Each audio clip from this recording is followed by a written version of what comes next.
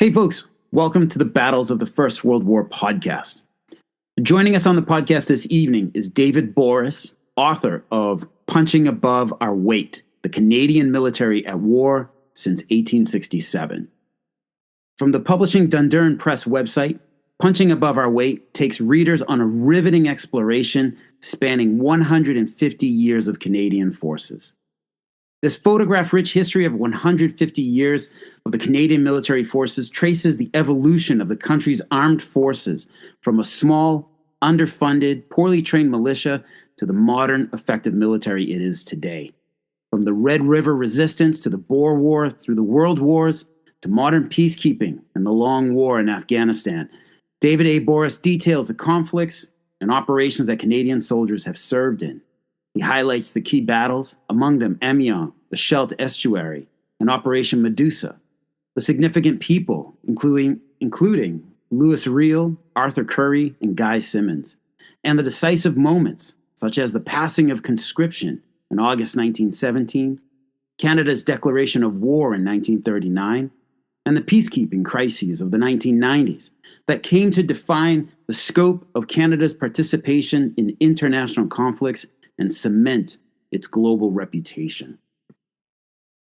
Borys also explores the challenges that the Canadian nation and its military have faced over those years, including major cultural and demographic shifts, a continual struggle for resources from generally disinterested governments, battlefield failures, and notorious and shocking scandals, along with ever-changing global threats.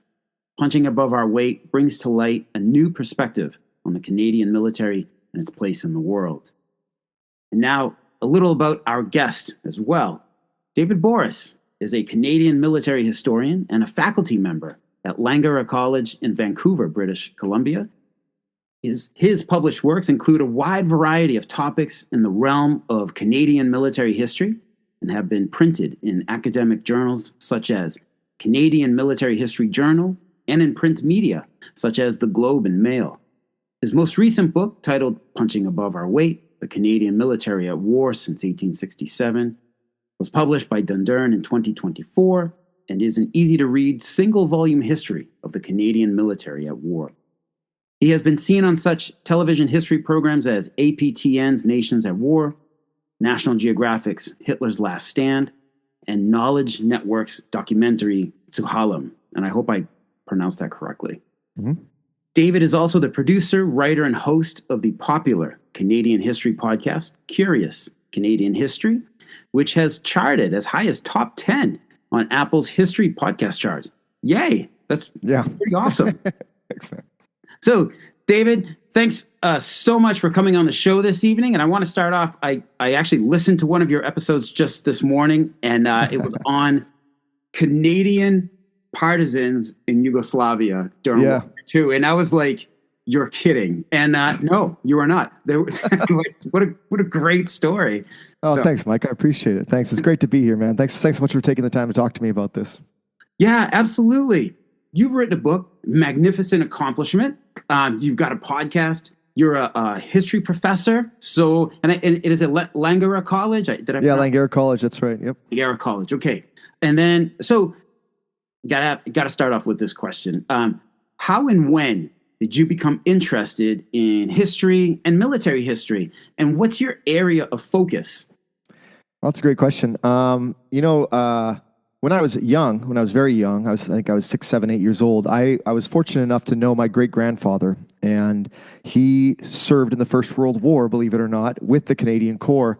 He was originally from Russia. He was a Russian immigrant who ended up at the age of 16 joining the Canadian Corps, and he fought in much of the major battles of the First World War. And I was like 6, 7, 8 years old, and I knew him, and I can remember speaking to him about the war and being obsessed with this idea that he fought in a war. And I just kind of, even though I had no idea what he was sort of talking about in any detail, it was something that really stuck with me.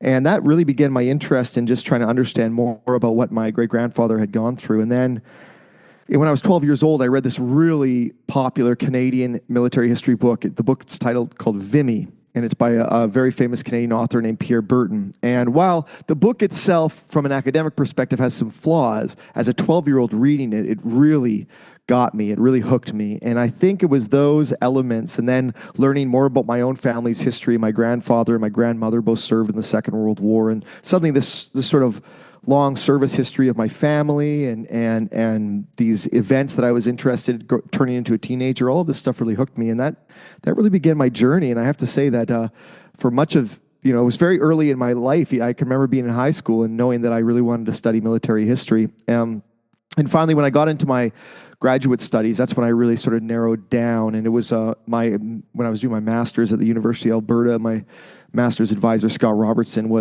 asked me if I wanted to work in Canada or elsewhere. And I said, well, I'd really like to work in Canada. And he said, well, you better focus on Canadian military history. And that began my journey. And I would say that my expertise is in the world wars, so World War I and World War II. Oh, fantastic. Fantastic. Okay. So I wrote this in our shared Google Doc here for our listeners outside of Canada. Like I said, I'm going to claim horrible ignorance here of my neighbor to the north. Can you give us a brief overview of Canada's history Sure. and when it gained independence from the British Empire? So reason I ask is, why did you choose 1867 as the starting point for your book? Yeah, so 1867 is technically the year that Canada becomes a country. So as some background for the listeners, and then first of all, Mike, it's totally understandable. I mean, learning the history of another country outside of one's own country is always very difficult. So I'm really actually grateful that I get an opportunity to talk about my country here on your podcast. And so anyhow, 1867 is the year that Canada becomes a country. Now, a bit of background: Canada was a collection of British colonies prior to formation of a country. So a series of colonies, much like the 13 colonies of the Atlantic seaboard were before they formed into the United States of America. So too were a series of colonies known as British North America that in 1867 amalgamated into a country that was Canada. It's important to understand, though, that even though Canada was a country in 1867, it was very much still run by Britain. So the London Parliament and in London, England, very much determined much of what was going on. Effectively, the best way to understand it is the country that was Canada could run its own domestic affairs, but anything internationally would be run by the Parliament and colonial advisors in London, England. And over the course of the next 100 and somewhat years, there was sort of a series of events occurred, and the First World War is actually going to be very important in this, that showed Canada sort of emerging as a mature nation. And in fact, the First World War, and we'll talk more about this later, but the First World War is actually going to be a catalyst for Canadian political leaders to start to say to Britain, hey, listen, even though you might be running our foreign affairs and our international diplomacy and trade, we have begun to sacrifice so much that we effectively want a bigger say in how our country's run. And in fact, interestingly enough, I would argue that Canada doesn't actually get its final aspect of full independence from Britain until 1982, believe it or not. Very complicated constitutional discussion, but needless to say that a lot of historians say that the last vestiges of British control of Canada were shed in 1982. I had in my head, the figure 1980 swirling up in there somewhere related to Canadian independence. So I was wow. I was very, very young, but I was already born when Canada gained its full independence. Wow. Yeah, the last vestiges of it. I mean, I don't want to make it seem like we weren't an independent country. We certainly were by the 1980s, but there was sort of the last bits of our Constitution that were controlled by Britain were finally sort of given back to us and called what we call the repatriation of our Constitution. And that was sort of the last vestiges of the old imperial control finally fully in Canadian hands. So one amazing thing is hearing from you, your Russian great-grandfather who served in the Canadian forces, and then going back to your podcast with Canadian operatives working with the Yugoslav partisans who were themselves Yugoslav immigrants to Canada. It's really, really interesting to hear. Like, Canada's story is obviously one of immigrants as well. Yes. Okay. So thanks for that introduction. And now we'll get into your book here and your introduction to Punching Above Our Weight. You note some misconceptions about Canadian military history, and I'll list them there. Some of these misconceptions are that there is no military history to begin with, that if there is, it has had no impact on national development, that it's just defined by a few events, and that it's unimportant. Is that the reason for the book, to correct these misconceptions? And who's your primary audience? That's a great question. Well, I'll start with the primary audience. So my primary audience is certainly, I mean, I identify them as the layperson, just people in general who have an interest in military history or interest in Canadian history, don't know much about it, and they want effectively an easy access into it as something that is written by a historian, that is based on the current literature, the current research. So this isn't made up. This is definitely rooted in very, very good historiography that's being done, but is written in a way that doesn't sort of bog you down in academic lingo and academic talk, right? Gotcha. So just a very accessible single volume entrance into Canadian military history. And that was and I thought about my father, I think about some of my friends, I think about my friends' parents, just people that like history, but not, or maybe not like you and I, maybe deep diving into it all the time. So want something a bit more accessible, so a platform to launch from. And that was who my primary audience was. And that stems, that connects with what you said at the beginning of your question, is that there is in Canada, unfortunately, a common series of misconceptions that our military history is either unimportant or non-existent. And I feel it's frustrating to say this because I've spent my life devoted to Canadian military history, and I know how important it is, and I know how existent it is. But I think for the average Canadian, we don't have an extensive education curriculum in our high schools that spends too much time on this stuff. So when you speak to, let's say, a 16 or 17-year-old Canadian, they might know a little bit about it, but there's certainly not a sort of deep understanding of how important it has been to Canada's shaping as a nation, to Canadian identity, to our place in the world today. There's a significant disconnect. A lot of young Canadians might know like the odd battle, they might know D-Day, they might know Vimy Ridge, things like that, but they don't understand that all of this is part and parcel of a long history of Canadian military activity, both internationally and domestically, that has contributed to the development of this nation and really been a significant contributor to where we are today. The fact that we have such great friends and allies around the globe is not because we didn't do anything. It's the exact opposite. It's because we did do something. We were always there when we could be. And you're there in New England. You're from the United States of America, and when 9/11 happened, it was America was on the ground, and then Canada was on the ground in Afghanistan, and that's what a good ally does, and that's what a good friend does, and it's things like that a lot of Canadians just don't know, that we are there for our friends when they need us. And now, granted, we're not the largest military on the planet. We're just a fraction of the military that America has, but regardless, we are there when we need to be called upon, and we do a job, and we do a good job of it. And there's just unfortunately this disconnect between sort of a few battles or a few events in the past and very little understanding of how much that continues up to the modern day. Question for you regarding Canadians and military service. We have a similar disconnect in the United States, and I think that's may have something to do with our transition into a volunteer military in the 1970s. With the end of Vietnam, the draft ended. And while that's certainly, a good thing, in all volunteer military, you have more motivated personnel coming into the military who want to serve. It also has, interest in the military has waned. And so like you get less people going into the service. And so you have a lot of folks who simply have like no connection to the military. Whereas my father-in-law, who,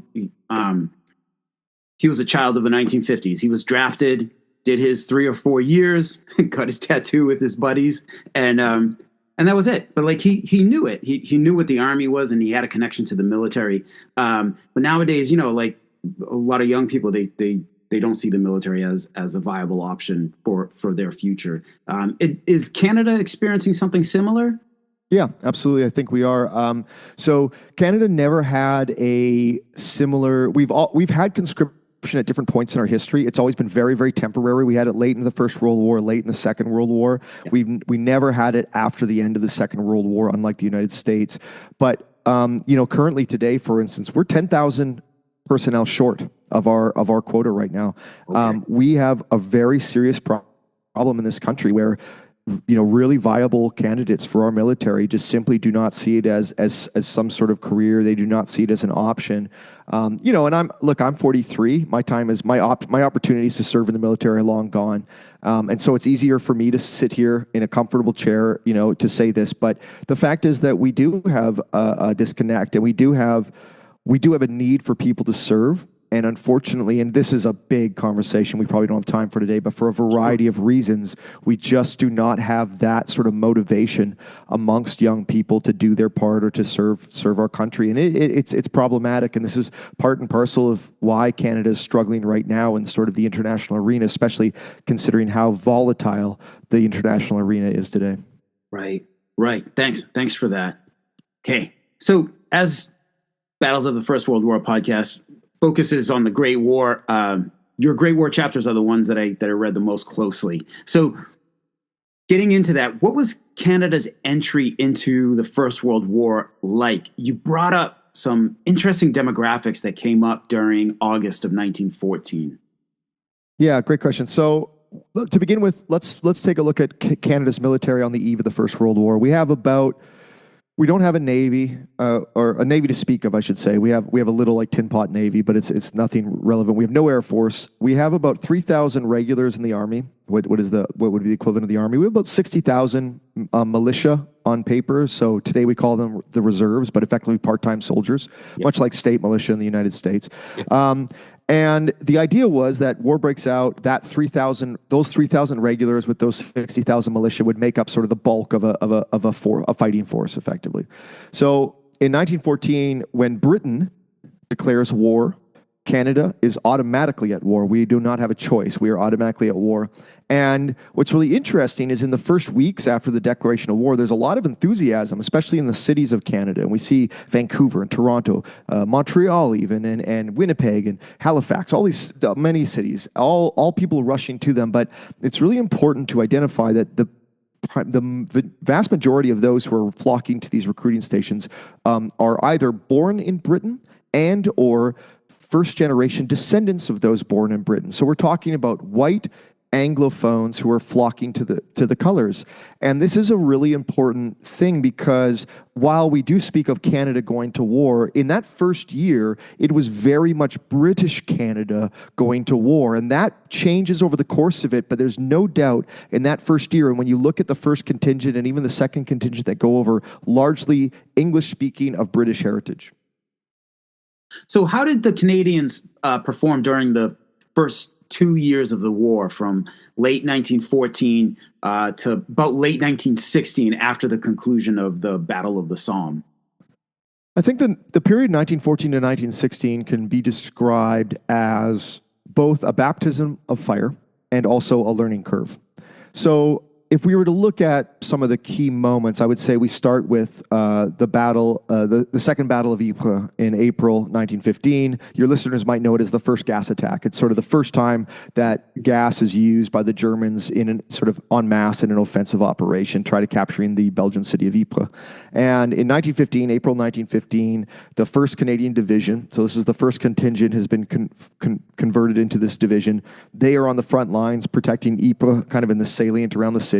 To their left is a North African division, which fighting for the French as part of the French Empire and the French imperial troops.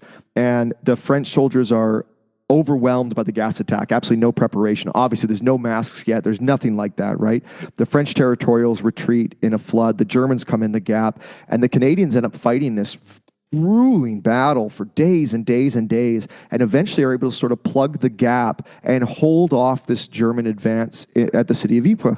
And why this is so interesting is we have to understand that the Canadian division that fought the Germans there, these are not professional soldiers. These were effectively either part-time soldiers, and many of them had never soldiered before in their life, and they're up against arguably one of the finest armies on the planet at the day. I mean, the German army was a very well-trained, well-equipped professional army, and yet the Canadians were able to hold them back.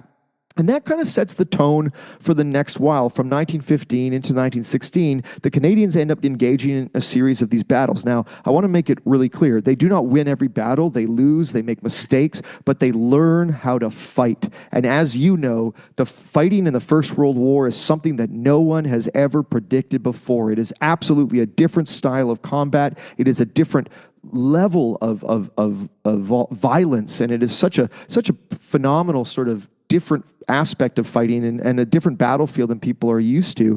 I always joke with my students that had you written about the First World War in 1912, you would have been a science fiction writer, not a predictor of history, right? And so it's phenomenal to watch the Canadians sort of evolve and adapt and develop their fighting doctrine. They lose some battles, they win some battles. What's interesting is by the time we get to the Somme offensive, so as your listeners probably know, 1st of July, 1916, the worst day in the history of the British military. Nonetheless, the Somme offensive goes on and on and on. And what you have is a situation in September of 1916, the Canadians end up being thrust into a battle called the Battle of Flers-Courcelette.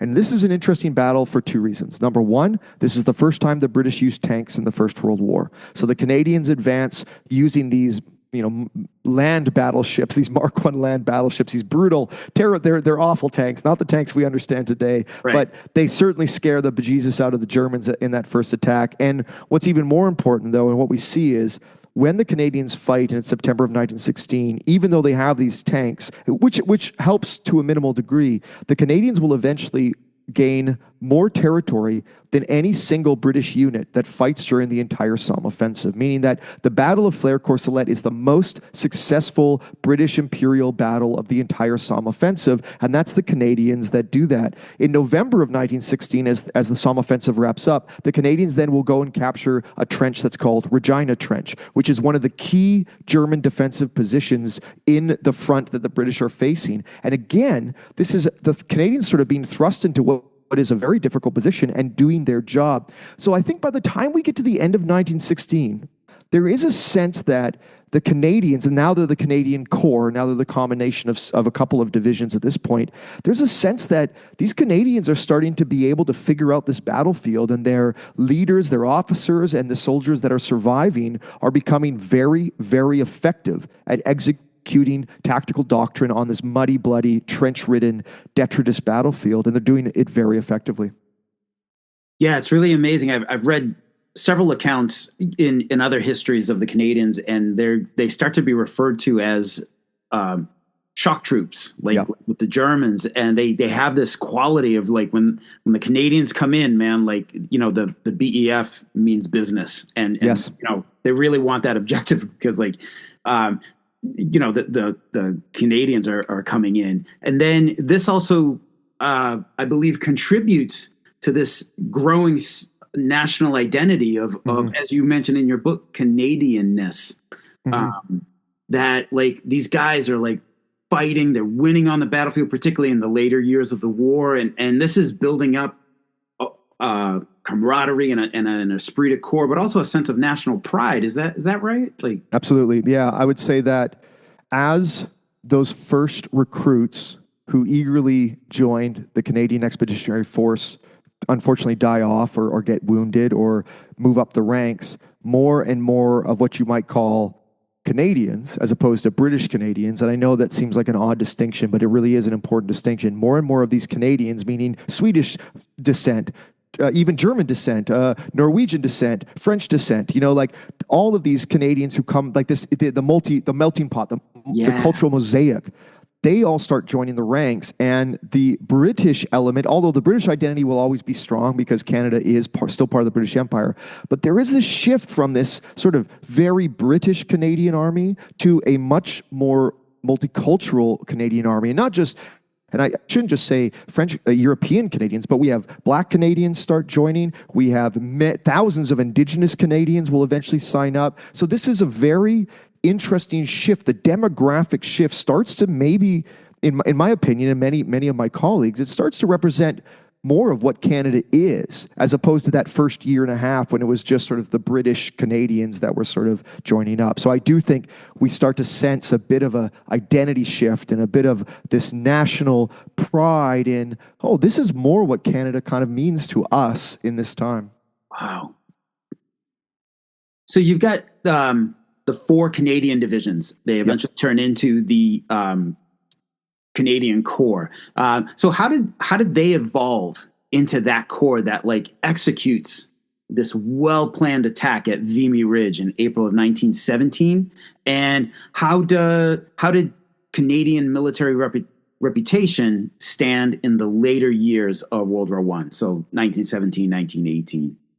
So over the course of 1915 and 1916, more and more contingents keep arriving, and basically as each contingent arrives, it's sort of formed into basically another division. And what you have is 1 division, 2 divisions by the Somme, then you have a 3rd division shortly after. And by the time we get to Vimy Ridge, you have 4 divisions. So we're talking about a corps the size of about 80,000 to 100,000 soldiers. I mean, this is a punching force, right? This is a serious punching power corps formation.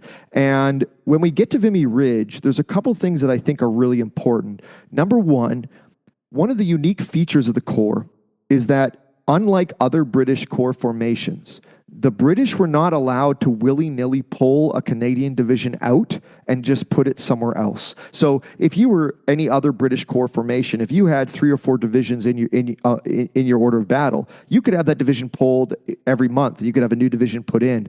Because Canada had this sort of semi-national, semi-autonomous status within the larger BEF, there was this sort of understanding, and this was made very clear from Ottawa, our nation's capital, that we don't want our divisions just being spread out amongst the British forces. We want our Canadian divisions fighting as Canadians side by side.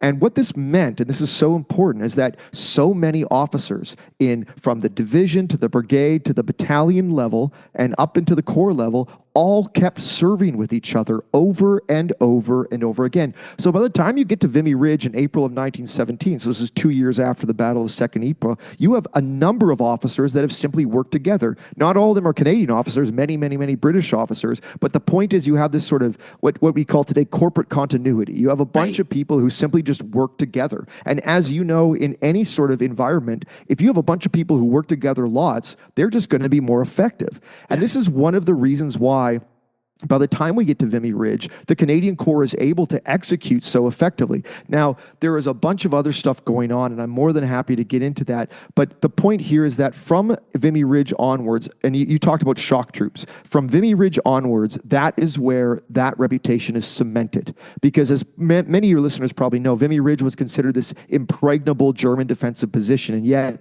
within 4 days, it is entirely captured by the Canadians. Where the British and the French could not do it, the Canadians did. And they do it in such a rapid way. On the first day alone, 85% of the ridge is captured. It's an incredible tactical achievement. It really is. And from then on, it's very clear that the Canadian Corps is a special formation in the British sort of order of battle. And from then on, you see battle after battle after battle after battle. The Canadians win and they win and they win. And like you mentioned before, to the point where the Germans start saying wherever the Canadians are going to line up, that's where the attacks come in. And so the Germans themselves are writing about the Canadians as British shock troops. They're recognized by their enemy as these elite troops. By the time you get to 1918, you have what the famous 100 days, the final 100 days of the war, right? Launches on August 8th, 1918. And so you have the British, the Americans, the French, and the Belgians all launching their own offensives. Well, of course, who do the British pick to spearhead their offensive? It's the Canadian Corps. And effectively, from the 8th of August to the 11th of November, 1918, the Canadian Corps fight a series of 5 major battles and a bunch of smaller ones, and literally punch right, punch left, punch right, punch left, and they just drive deep into the heart of the Hindenburg Line, shattering the major German defensive line of the Western Front and playing a central role in helping to shatter the entire German military resistance, bringing about the end of the war. So we're talking about, by 1918, undoubtedly, within the British military, the Canadian Corps is the finest corps formation. And I would argue, and this could be debatable for sure, I would argue that the Canadian Corps is the finest corps formation on the entire Western Front by 1918. Ooh. Right. Yeah, very hot. Hot take right there, everyone. Yeah. Well, okay. So maybe a little bit of a follow-up question that I think might lead you into talking a little bit more about their evolution is, can you speak a little bit about Arthur Currie and his Sure. Verdun report? Oh yeah, absolutely. So and then we can turn that into a conversation about the evolving doctrine too, and that might explain to your listeners a little more why I made such a hot take back there, which could be controversial, I know. So the Verdun report comes out in the aftermath of the French defensive battles around the city of Verdun. And what Arthur Currie did at the time, he was a division commander, and he went down to Verdun and he sort of studied what new tactical techniques were being employed by both the French and the Germans. And he returns to the Canadian Corps headquarters. At the time, the Canadian Corps was commanded by Julian Byng, a future Governor General of Canada, very, very fantastic general. And he sort of delivers this report. And this report has an incredible amount of recommendations on the way the Corps should move forward tactically and in terms of sort of fighting doctrine. And even like simple things we might take for granted, like creeping barrage, like platoon tactics, like greater emphasis on individual, on unit level tactics and unit level movement, like fire and movement, things like that. So there's a lot of ways in which this report sort of speaks to what we would recognize today as modern tactics, to be perfectly honest. And when Currie takes command of the Corps after the Battle of Vimy Ridge, Julian Byng is promoted to Army Commander, and Currie takes over. Byng, just to say, Byng does accept this report, and he begins to implement a lot of these changes. But Currie, when he takes over, really goes about drilling the Corps and making sure that the division commanders and those below them embrace a lot of these modern tactics and modern ideas. And if I could just pinpoint a few of them, the first one is that Currie really believed that firepower was the key. And I know that sounds so silly, like as if we wouldn't agree with that. But he was adamant that the Corps would have more guns per soldier advancing than any other formation in the British Armed Forces. And so what you actually have is when Canadians advance by 1918, each Canadian soldier is supported by more shells and more machine guns than any other British soldier in an equivalent Corps formation. So we're talking about just a general firepower punch that's happening. Yeah. Another aspect that Currie was really huge on was engineers and the ability to move across the battlefield. And as you know, First World War battlefields were totally torn up, absolutely, detritus and shell holes and everything was destroyed. And Arthur Currie ends up rearranging and reforming his engineers into these engineer brigades. And these brigades are sort of self-contained engineer units with labor to do the work, with pioneers, with engineers, and they're much more successfully employed on the battlefield so they can move to a spot quicker. They have all the tools they need to overcome objectives, and they can quickly sort of create bridges or tramways or roadways, and they're so effective on the battlefield that it allows the Canadian Corps in the 100 days to advance. And then finally, I would also say that because of the continuity of the officers, of the continuity of leadership, Currie is dealing with people he's known for years by the time that we're talking about the 100 Days campaign. And I cannot underestimate that. He has some incredible staff officers that work for him. He has a bunch of people he knows who their wives are, who their kids are. We're talking about a level of intimacy that is very uncommon in a lot of British headquarters. And because of that, Currie is able to execute his vision in a way that so many Corps commanders simply can't. So many other Corps commanders in the British Expeditionary Force, they are dealing with different officers all the time. Here's a new division commander. Here's a new staff officer. I need to get to know them. Currie has very much this sort of continuous level of interaction with the same people. And you can imagine, I don't think it's hard to explain how effective that would be if you're trying to carry out a vision. Yeah, these are people who could probably finish his sentences for him. Yeah, by 1918, certainly. Yeah, they know how he's thinking. Oh, amazing.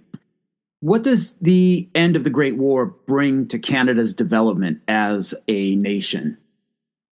Well, it brings a few things. So I'm going to start with the international, and then let me shift to the domestic after that. Sure. Internationally, it brings about very much this, for lack of a better word, an emergence of Canada on the international stage. There is no doubt that the work of the Canadian Corps gave the leverage for the Canadian government to lobby to Britain and frankly to the rest of the world to say we are not just some sort of subordinate nation within the British Empire. We are a nation that is equal to all the nations of the world. In fact, I want to bring your attention to something called Resolution 9, and this is a really interesting moment. In the aftermath of Vimy Ridge, our Prime Minister, Robert Borden is in an Imperial War conference. So all the prime ministers of the dominions of the British Empire are all meeting with the British prime minister.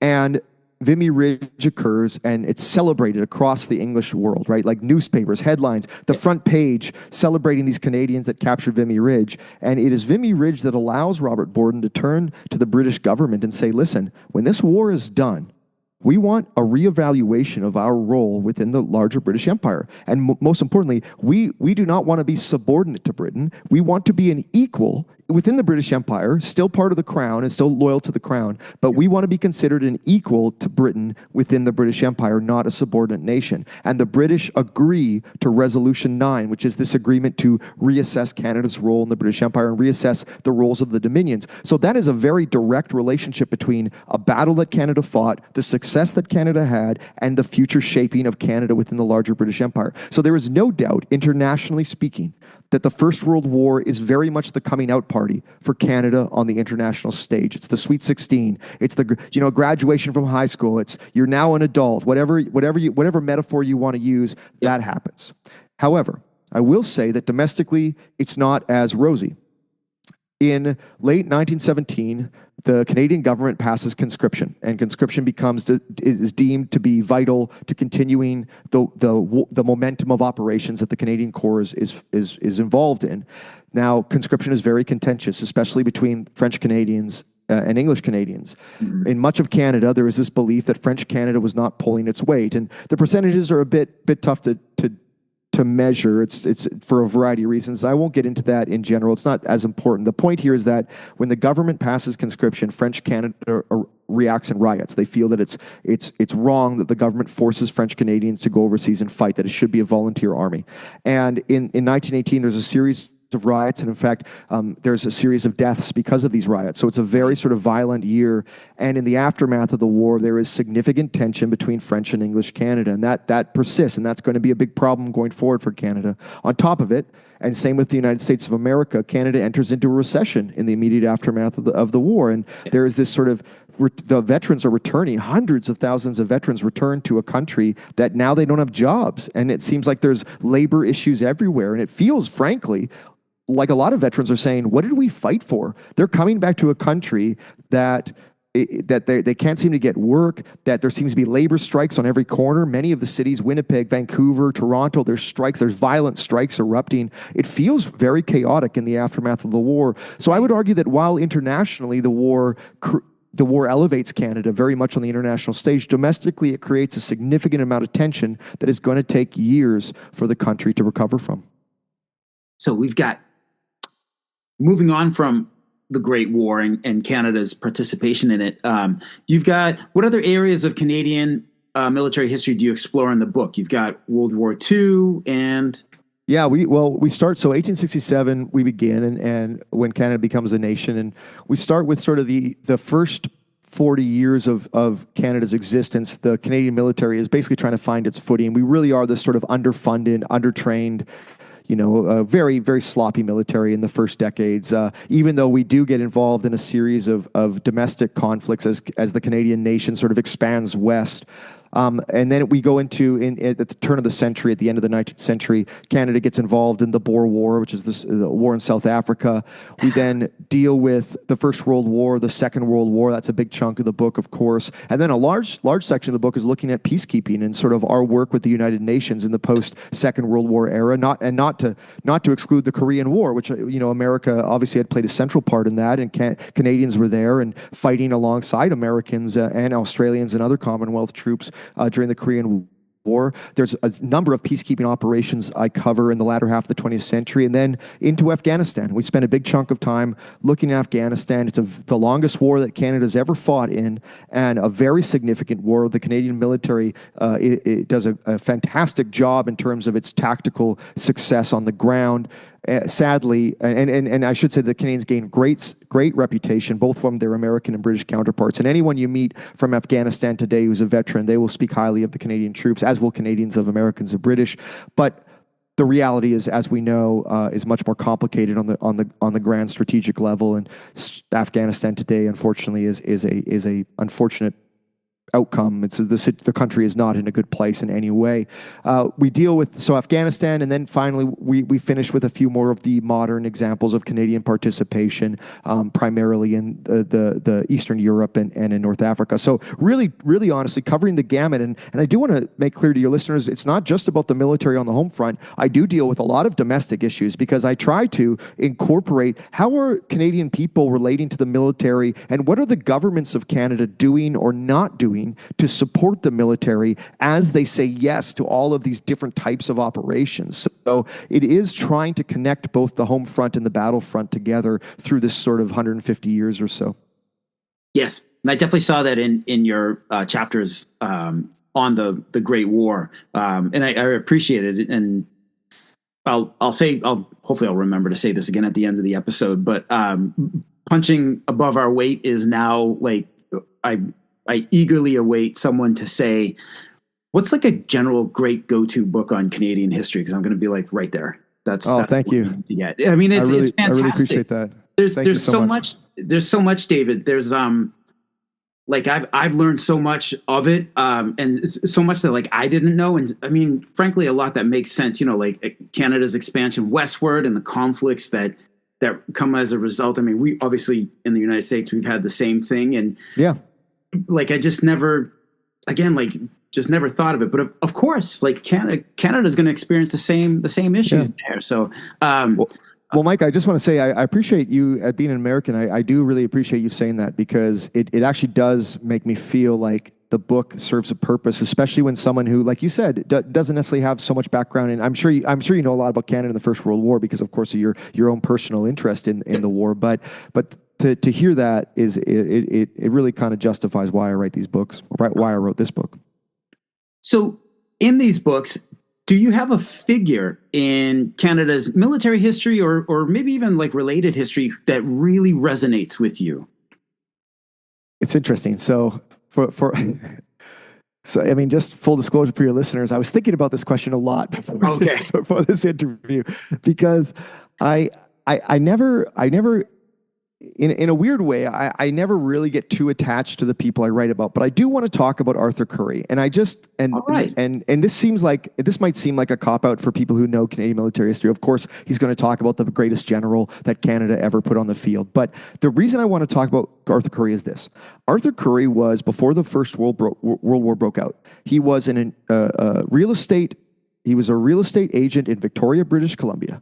He was a part-time teacher then in Ontario. He was a part-time soldier in the militia. He had some financial troubles. He was rather rotund gentleman, a bit of like, they called him pear-shaped, believe it or not. And really? Nothing about him said soldier. Right. Nothing about him said professional soldier. And yet, in the course of the First World War, he comes to command the Canadian Corps, and near the end of the First World War, David Lloyd George, the Prime Minister, is actually thinking of Currie becoming the next commander-in-chief. This is a true fact. This is in the documents. Wow. David Lloyd George is saying, if we relieve Douglas Haig, what about Arthur Currie? This is a conversation that's going on. So not only does he come from these very humble backgrounds, but he then, through his intelligence, through thinking about the battlefield, rises to this very respected position at the end of the war. And here's the kind of the kicker, is when the war ends, he comes back, and he really comes back, and there's no celebration, there's no parade. Our parliament doesn't even thank him publicly. They sort of mumble something on the side. There's no sort of moment that they say, thank you, Arthur Currie. You know, for instance, like Douglas Haig is knighted or further knighted, I should say. He's given all these decorations. He's given British Parliament formally thanks him, gives him a huge bunch of money. Arthur Currie gets none of that. Now Arthur Currie goes on to lead McGill University, and he really helps turn McGill University into one of the foremost Canadian educational institutions. But the point is that he's sort of forgotten as a commander. And I think the reason I bring that up, and the reason why his story resonates with me, is that it's something Canadian about us, is that we sort of want to do the job. And then when it comes to talking about our military service and celebrating, or at the very least, commemorating openly and publicly our veterans, we sometimes seem to be a country that doesn't do that enough. And in my opinion, we don't do that enough, certainly. And I think Arthur Currie's story is emblematic of the general attitude of Canada. We'll go do the job, but once it's over, we don't really want to like put your name up in the lights. We don't want to have a bunch of books written about you. We don't want to have a parade for you. And it's a very odd feature of Canada and our relationship to our military history and our military today, is that we feel very ambivalent or standoffish about anything that smacks of militarism and or celebrating or commemorating our military. We have Remembrance Day every year on November 11th, and it's still well attended, but it's every other day. Anything that sort of tries to celebrate the military, many Canadians get really up in their hackles about it, thinking that somehow this is sort of militaristic, as if in negative terms, and not just saying, look at the good work our military and our military service personnel are doing. And it's an unfortunate reality of Canada today. And I hope my book can somehow maybe show people that it's okay to talk about our military and say, you know what, it's okay to celebrate those who served our country and to say, thank you for your service. Thank you for the work you've done. We've won some battles. That doesn't mean we need to be a militaristic nation, but It doesn't mean we have to ignore what our country's done as well. And I think for me, Arthur Currie's story sort of embodies that struggle and that frustration that I have in the current climate. I know you just said Canadians don't like to write a whole bunch of books about their leaders and stuff like that, but could you name like a biography of Arthur Currie that you would recommend? Sure. Well, there is one of my favorite books is by Tim Cook. Okay, I know that name. Yeah, so he does a great book that looks at Sam Hughes and Arthur Currie, and it's a very great book. I mean, to be honest, if I'm going to be honest, I would just read everything that Tim Cook writes pretty much. I mean, I've heard that too. he's phenomenal, and he's done such great work. He does a 2-volume history of Canada in the First World War. The title escapes me right now, but Google Tim Cook and you'll find this wonderful 2-volume history of the First World War, and it's phenomenal. And for you, Mike, I highly recommend it, especially. Got it. You got it. So I'm just going to write anything by him. Well, awesome. All right. And so I've got my last question here for you. Now that Punching Above Our Weight is out in the world and being read by folks, any future projects in the works? Yes, I'm almost embarrassed to say this in a way, but I'm actually switching to historical fiction, believe it or not. Really? Yeah, there's a very interesting story late in the Second World War. I won't go into huge details, but basically where American, German, Austrian, and French soldiers all end up fighting together against an SS brigade. It's a very fascinating tale. And I really wanted to write about it, and I decided I would try my hand at historical fiction. So I've begun writing a historical fiction novel. I'm not sure what the title is. I don't even know if it'll be any good, Mike, but I sure hope when it comes out that it'll be something people read. Oh, no way. There's nothing wrong with that. I think fiction is a great way of introducing folks. I was just seeing something that somebody was saying, like, if you don't think like fiction is a good introduction to like warfare, like you've got to... You need to change your thinking. Like, yes. I think, if anything, it just generates that interest. And like, it's like what I think about films. Like, I have not seen the film Napoleon. I know a lot of people were kind of crying on it, for lack of a better word right now. But my thing is like, you know what? Sure, the film is probably historically inaccurate, but if you get a person interested into where they say, like, you know what? That guy kind of interests me. I'd like to go look up a book on him. Like, I see that as a win. And seeing, you putting out some interesting, fun, entertaining historical fiction on World War II, and then somebody's like, you know what? Let me go in the back of David's book here and let me see like his sources. And now I want to get the real story, So I think it's great. And you're absolutely right. And that's, I mean, in many ways, that's what Punching Above Our Weight's supposed to do too. I mean, I want more people to learn about history. I mean, and I think you do too. Why would we do a podcast if we didn't want more and more people to access this material? And I think you and me we're cut from the same cloth. We want more and more people to be interested in this stuff and learn about this stuff. And that's a positive all around. And so whatever venue, whatever medium, whatever way you want people to get into it, that's fantastic in my mind, and that's why I think I'm okay with switching to historical fiction for a shot and giving it a try. Very cool, very cool. David, thank you so much for taking time out of your evening and for coming on the show, man. I really appreciate it. Oh, it was my absolute pleasure. Thank you for having me.